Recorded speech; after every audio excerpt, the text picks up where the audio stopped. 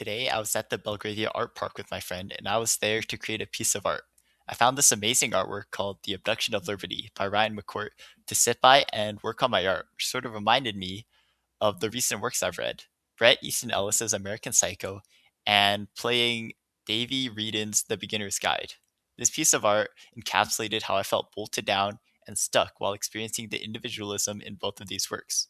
But before I get into that, I want to talk a little bit about my artistic process in this drawing of Superman, which I worked on, which was inspired by the creative process of these artists. I did no planning, no sketches of where certain body parts would be, and just started drawing to emulate the chaotic, unplanned nature of Ellis's creative process in my drawing. What I mean by this was Ellis began writing whatever was on his mind and came up with the plot after, sort of molding it to keep the core ideas intact.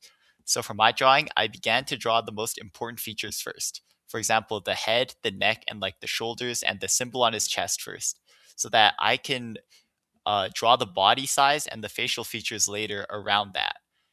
In my opinion, I found this process very effective because when Ellis wrote American Psycho, he was also a novice writer in his mid 20s, just like how I'm a novice artist. So his abduction method made it so I could start with the correct proportions of important areas and just add detail to them later.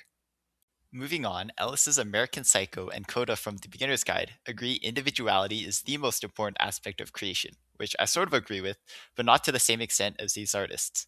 They put individuality on such a pedestal that it actively hurts the experience of the consumer of their respective media.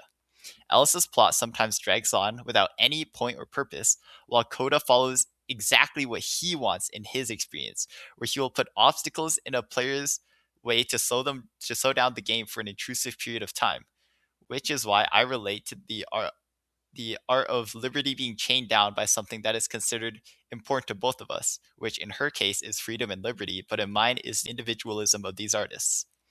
Ellis gets a small pass because he is describing the mind of a psychopath, and he wants to leave certain aspects abstract and allow the reader to come to their own conclusions. But Coda's individualism employs a certain degree of selfishness to it. To illustrate my point, imagine if every single piece of art was as gated and as hard to enjoy as Coda's. I'm talking you are in a cage for an hour. No one would care to fully interpret each other's art, and art as a concept would be hurt because the community would be so fractured and no one would be sharing their work for discussion or feedback, a core part of modern day art. This is why I wanted to draw Superman. He is a unifying symbol who represents all aspects of the ideal person.